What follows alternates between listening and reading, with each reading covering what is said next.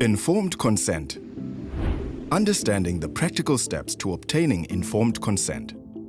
Taking the time to obtain proper informed consent is one of the most effective ways to avoid medico-legal challenges. Other than building the doctor-patient relationship, it ensures that patients do not encounter unpleasant surprises on their care journey, which may result in unnecessary anger and blame down the line.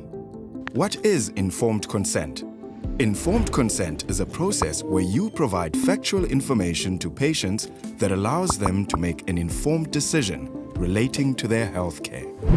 Although the signature of a consent form often constitutes completion of the consent process, a signature on a consent form without a balanced discussion does not constitute informed consent.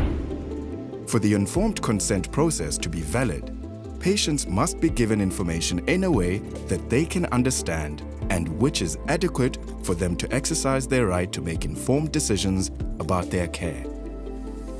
Informed consent is both a legal and ethical requirement. From an ethical perspective, it has two main objectives.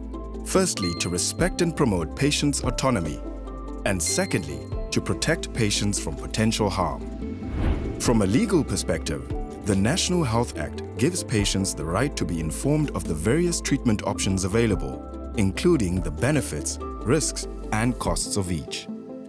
It also gives patients the right to participate in decisions regarding their treatment and the right to consent before any treatment is given, unless it is an emergency and they are not able to consent. Medical intervention with a patient's body is potentially an infringement of the constitutional right to bodily integrity and is legally wrongful unless there is a ground of justification. One such ground of justification is patient consent. How to obtain valid informed consent. Step 1. Get to know your patient. Knowing your patient will help focus the discussion during the informed consent process. Inquire about your patient's personal circumstances, previous medical history, expectations and fears, and assess their understanding of medical concepts and ability to make decisions. Step 2. Explain your patient's health condition and available care options.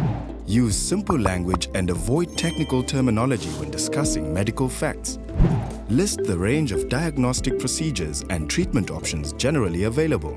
For each, highlight potential benefits and risks, including recognized complications and any potential follow-up treatment. Explain the possible need for emergency management of unforeseen conditions that may emerge. Show patients anatomical pictures and models, even making simple drawings to help explain. Discuss cost implications and payment responsibility. This considers medical aid coverage, any out-of-pocket costs, the costs of the different procedures, as well as any potential complications that may arise. Step 3. Allow time for questions and answers. Encourage your patient to ask questions. Test your patient's understanding. Let the patient contact you prior to the planned procedure if they have more questions or concerns.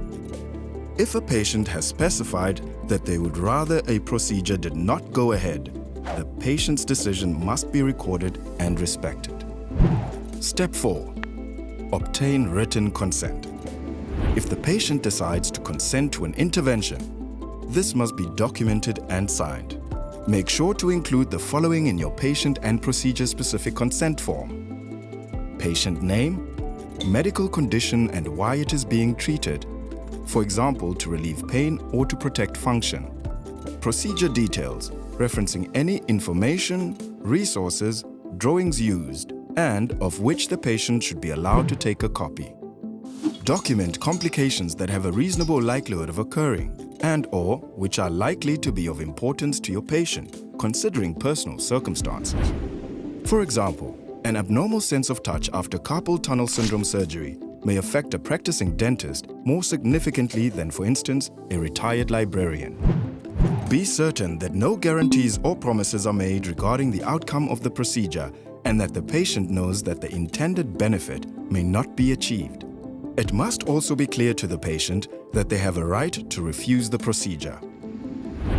Document discussions relating to the use of anesthesia and blood products and the need for emergency management in the event of unforeseen complications. Relevant financial consent must be noted. No consent form is complete without written affirmation that the patient understands the information and consents to the procedure. Check that the patient initials the document and signs with the correct date. Countersign and date the consent form. Attach any relevant patient information sheet to the informed consent form. Allow the patient to take a copy and keep one for the practice.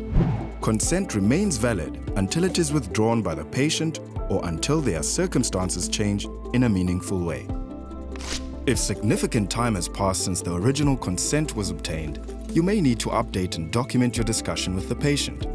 Additions or corrections to the consent form must be dated and initialed by both parties.